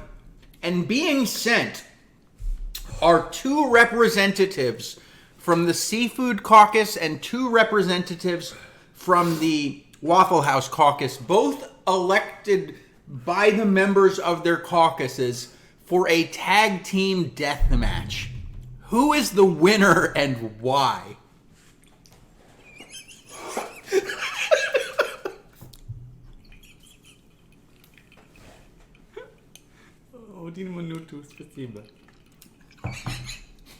I don't even know how you're going to answer this one with your mouth on fire. Because this one is brutal. Oh, Dios mío. So that was a good one. That was very spicy. It's really cleaning up my sinuses. So, tag team wrestling death match between Team Seafood and Team Waffle House. Right. All disclosure, I am a fan and a member of the Waffle House Caucus. All disclosure. Right. Because I'm a big fan of the Waffle House Caucus. Because, like Waffle House, the caucus brings people together. Oh, and it does. And who doesn't love a delicious waffle? Let's just face it. And some hash browns, smothered and covered, chopped and diced. Oh, so good. Keep going. So, while my partner in crime over here... But seafood is also good because, listen, let's face it, I'm Italian. So, Italians love seafood, and my Napa heritage necessitates the fact that I never side against seafood. So, I'm going to buck your question. I'm going to say, who's going to win in that tag team wrestling death match? The ICP, the Insane Clown Posse, an incredible rap group and wrestling team from WWF. Not WWE. Are they in the Seafood or the caucus, then? WWF. Which caucus are they in? They are in the Juggalo Caucus. But they're not in it. We gotta go, man. Seafood or Waffle House? Okay, I'm gonna go with Waffle House then. Waffle House. I mean, it's hard not to. I don't know if you've seen that, but in Texas, that's for anybody who's only the Texas one. I'm gonna go to my local Waffle House and make sure that they make me one of those because that looks amazing, especially while my mouth is on fire. So I'll say this about the Seafood Caucus. I applaud you. But until you have an amazing restaurant like the Waffle House to back you, maybe if you're like the Captain Steve's Caucus, maybe. But, oh, my tongue, I can't. But Waffle House is so good.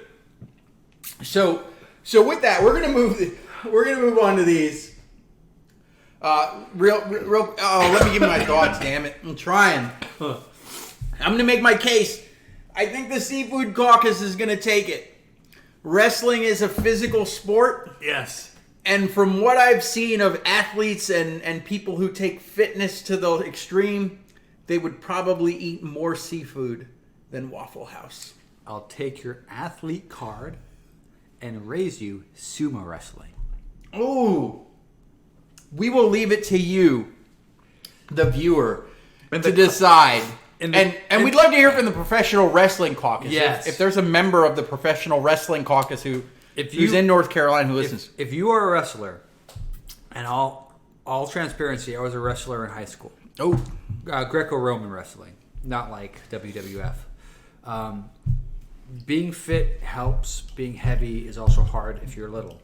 So that's why there's weight classes. But we need you to tell us who would win, actually, because we don't know. In the comments below, type WH for Waffle House and SF for seafood. And somebody, not me, not this guy, we're gonna count those. That person will win. That's gonna fall on me. Thankfully, our audience isn't so big, so we'll be lucky if we have 1 or 2 people voting on this one for now. So your vote actually matters. You unlike could win. the presidential election. You could win. You, right there listening, you could win by leaving a comment right now. For your team, you could be the difference. Seafood or Waffle House. And if you like me, Waffle House. I'm a member of both caucuses. I love seafood and Waffle House, although I'll be honest, it's so hard, man. It's so hard to choose between. I can't do it. I'm with you. I can't do it. As a member of the executive committee of the Libertarian Party of North Carolina, in a leadership position, I don't think I should be part of the caucus, of any caucus, but the Waffle House caucus is an exception because I'm a shareholder, so I kind of have to. All right. So I don't know, man. I don't know, dude. So I know you haven't watched Hot Ones, right? The show that we're basing this podcast, which I hope people are watching on YouTube, because if you're just listening to this podcast, you're missing the joy of seeing Steven and I in intense pain, in tears. I don't know how tears are not streaming down his face. Like, I've taken spicy challenges before. I love spicy stuff, and it's because I'm tough. He is. Your masculinity is toxic. No. Geez. Your masculinity is toxic because it's apparently immune to this toxic shit that we see in front of us. Because this stuff are pretty toxic. But apparently you're so toxically masculine that you're like, what sauce? I didn't even feel anything. Was I supposed to be fazed by this? I really hope Mariana never sees this, because if she sees that I've been described as toxically masculine, I'm going to have a lot to answer for. I'm just messing with you, but I don't know how you're not crying. She's going to make me stop wearing the French maid outfit when I do housework. So you haven't seen the show. So there's a tradition on that show with The Last Dab. They actually, the maker of the YouTube show... Yeah, the maker of the YouTube show makes this sauce as their final sauce. And they call it The Last Dab because they do this crazy thing at the end of the show where they take their chicken that's already been sauced with it and they say, you know what? We need the viewers to know that we have insane toxic masculinity. So we're going to, instead of just taking the regular... we're going to pour an extra little dab of that stuff on there. Now, the host of that show always says, it is okay if you don't participate. You don't have to put an extra last dab on your wings. However, I'm going to elect to do it. And the man we could have had as governor here in North Carolina, if enough people would have, just stopped paying attention to the media and focused on issues and realized that if we wanted to get the things that we actually want done, we should elect libertarians instead of Republicans or Democrats. Vote for me instead of Dan Forrester. I know they promised you stuff, but have you gotten anything? Where's that, Joe Biden won. We got a Democrat majority. Have you gotten that student loan cancellation that you wanted? How about that free health care? How about all those things that you were promised? You ain't going to get those. I don't know if you'd get those with libertarians. Have we ended the wars overseas? But you'd have gotten other stuff from us. So with that... So wait, so this is just for my edification. We have the Apollo and this on here? No. So this had a little bit of the Apollo. on it. This one already had the Apollo. It already had the Apollo, and we added a little extra dab for the final question. So even more Apollo. Right. So we went with like, I want to die, with a little dash of like, I'm really gonna die. So you know what I really love about that then? Is before the camera went live. This is some inside baseball for the audience. Yeah, inside baseball is good. We were talking just off the show, just as buddies. We were talking about space and the space program. We were talking about SpaceX and going to Mars, and America is an idea, and we should have America on Mars, and Elon Musk is going to do it. Well, he is. The space program that everyone is familiar with is the Apollo program, the program that got us to the moon. And I tell you what, man, like that is no small feat, because Kennedy said in 1963 we are going to go to the moon and do the other things, not because they are easy, because they are hard. You lied to me, man. What? You said you didn't do impressions. I can do Kennedy because he's a Northeasterner. I can't do British impersonation. So, and then in 1969, 2 human beings from America set foot on the moon, an object that has been a source of inspiration and awe. Flat earthers would deny immemorial. the relevance of your statement. You presume I'm a big globe guy?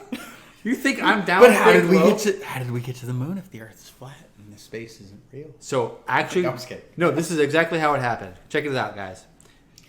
NASA had to get the best cinematographer available to fake the moon landing, because we knew we couldn't get to the moon because the Earth is flat, by the way. Right. And they got the best filmmaker in the world, Martin Scorsese, to do it. And he demanded that it be filmed on location. But the lighting, right? Isn't it? No, that's the thing. Scorsese knew he demanded it was filmed on location. It had to be filmed on location because he couldn't get the lighting right. And so, unfortunately, we had to build the Saturn V and send 3 guys all the way out to lunar orbit. So if you guys haven't been paying attention, we've been just randomly talking because this shit is still hurting us, right? But let me read to you what we're about to eat, Steven.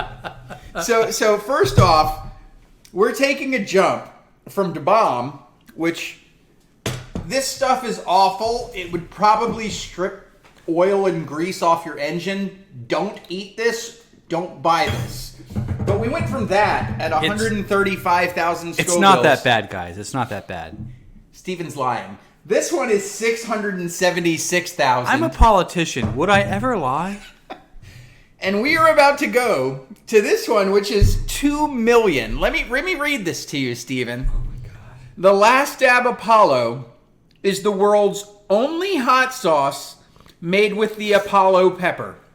The new hottest pepper from Guinness World Record holding chili breeder Smokin' Ed Curry, who actually lives just over the border in South Carolina. Not on the bottle, but information just for you. Okay. The Apollo pepper channels the sun's energy to bring new levels of flavor and heat to the world of super hots.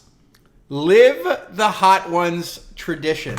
So we're going to eat this awful piece of pepper spray on a chicken nugget. So before I do that, I'm going to just take a sip of the soda I have down here. Oh, he's cheating. Not like there's cheating. We got beer. Yeah. we got beer. We got whiskey. We got water. Of some Pepsi, born in the Carolinas, but for some reason a favorite of New Yorkers. And I'm just going to put out there, I am not lactose intolerant, but I have gathered that I will not use milk, even though milk and ice cream would be amazing right now, to suffer through this with my friend. Because I am lactose intolerant. And this one is the last dab. So let's eat this awful piece of death. And I'm going to ask you the final question that everybody who's been on this podcast has been asked. But I somehow think the answer is going to be better because of these 10 hot sauces that have been added. So let's do this.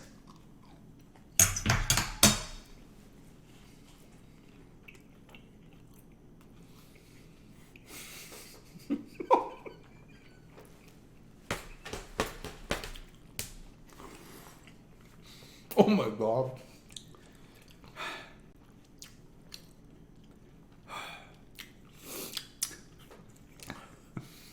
Okay, Mr. Steven DiFiore, Honestly. the guy who should be governor right now, if North Carolina had any critical thinking skills.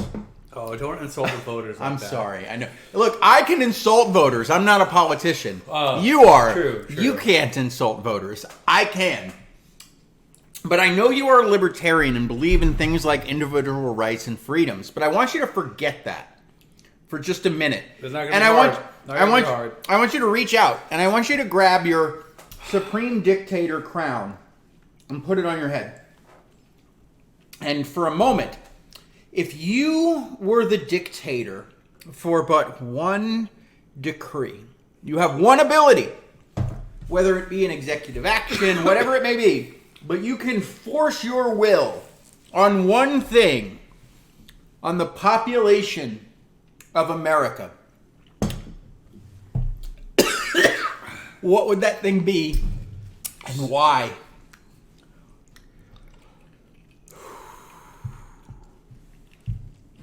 That was really hot, guys. I'm proud I got that out.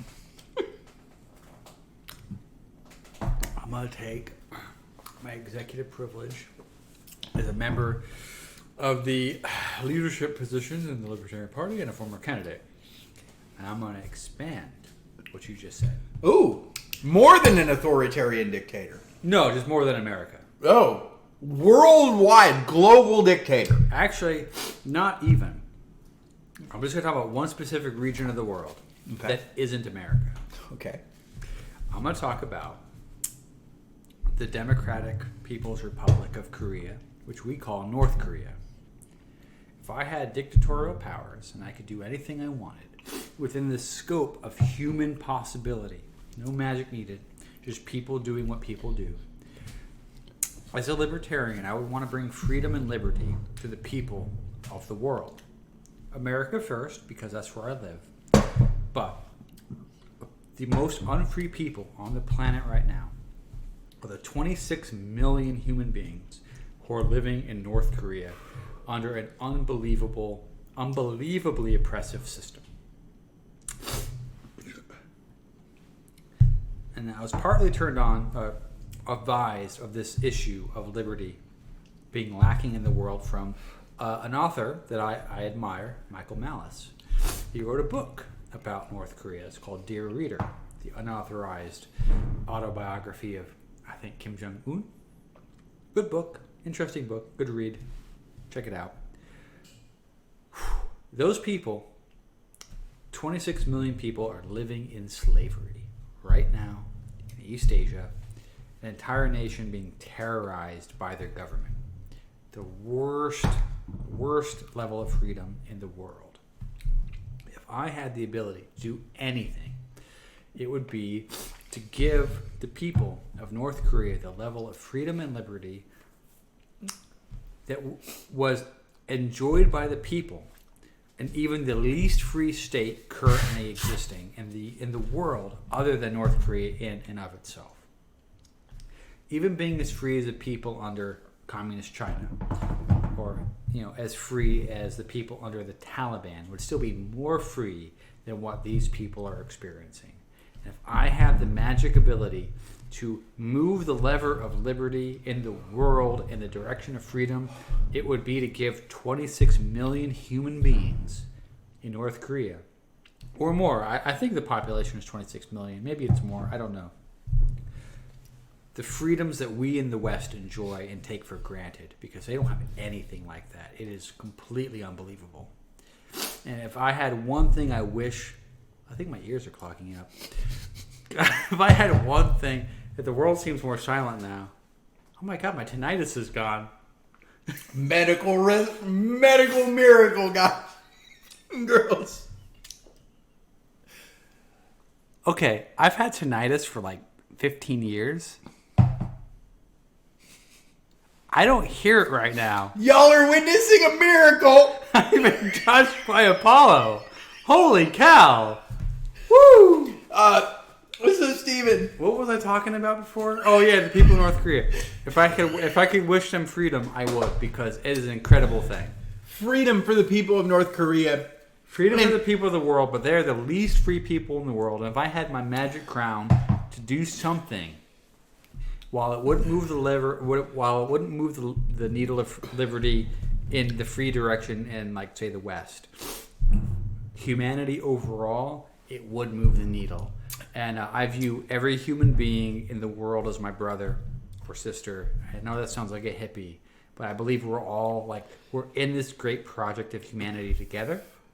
Even though I'm an American, I'm a North Carolinian and a Charlottean, like, I can't imagine any other person in any other part of the world that I would, like, hey, we're fellow humans. Like, let's do something together. Like, we got this beautiful planet together. Let's work together and make it better, right? We can do this together. So the idea that there's a whole country of people being just subjected to the worst forms of deprivations because of a government, and only because a government does it, is why these people are suffering and have suffered for generations. That is one of the reasons why I'm a libertarian. That I not necessarily fear, but I definitely have suspicions of and dislike of institutions of governmental power, because they can use that influence and power to just really reduce the level of just the fulfillment of life that people can have. We only have, unless the Hindus are right, we only have one life to live. And I see no reason why we should make it any more difficult than is possible, right? We should make it more difficult than it already is for people to live the best life possible. And governments like the ones in North Korea, or in some small aspects here and there in the West, we make it more difficult than it needs to be. Right. And I really wish, and I this is why I'm a libertarian, why I'm a politician. I think we can do better for ourselves and for our communities. That we can be a shining light to the rest of the world. Hey, we can do things differently. We can make sure as many people prosper as much as possible. We can be creative about ideas. We're always going to have problems in society. Always. Utopia is a word that literally means nowhere, right? Utopia is nowhere. We're never going to find it. But we can keep making our world better and better and better. And for the Americans out there, if you want to be really, I'm all patriotic, this country has been getting better and better every generation since its founding. Every generation, something has happened to move the needle of liberty further and further in the freedom and liberty direction, right? Expanding the franchise, ending slavery, expanding the franchise again, giving people more rights to work, giving more freedoms of association, building up a system where more people can enjoy the benefits of an industrial economy, so on and so forth. And the next generation is going to be even more free than our current generation. And that is a beautiful thing. Hopefully. Absolutely. It's the American way. Because people like us are going That's true. I'm going to have faith in... People like us are going to keep fighting, and we're going to talk to folks like you. We're going to make sure that our kids... And the internet is one of those things. That spreads ideas worldwide. And with your help, we can make tomorrow better than today. And I have no doubt in my mind. So let's do it together.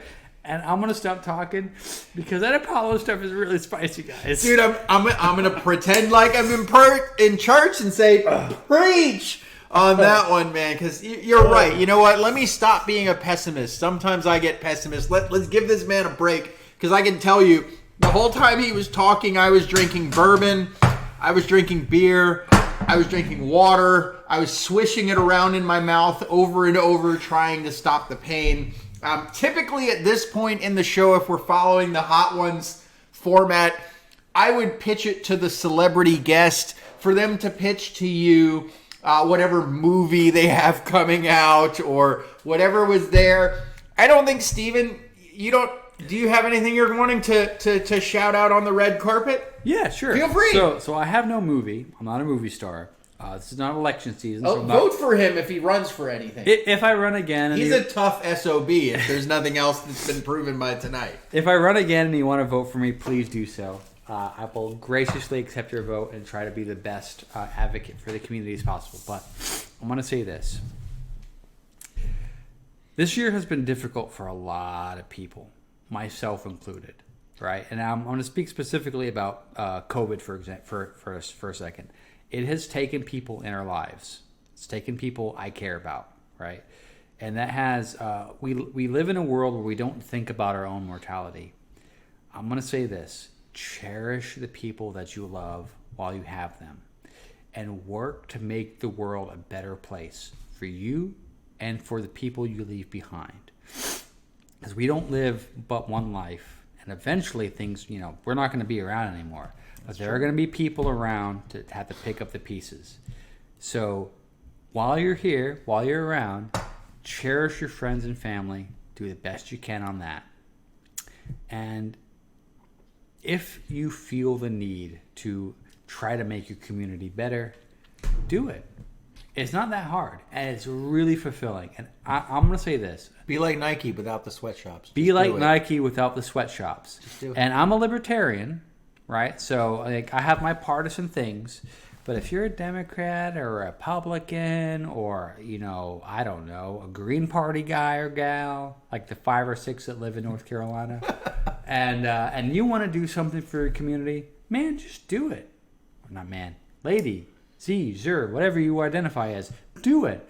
Because we can work together, to make our communities better and just be happy. Live a good life. Have purpose and meaning. And we can find people that maybe we disagree with on this and that, but we all agree that this is a terribly hot sauce. Awful. And it might be Satan channeled into a bottle for all so you we religious can people all out agree there. on at least one thing. So that's good.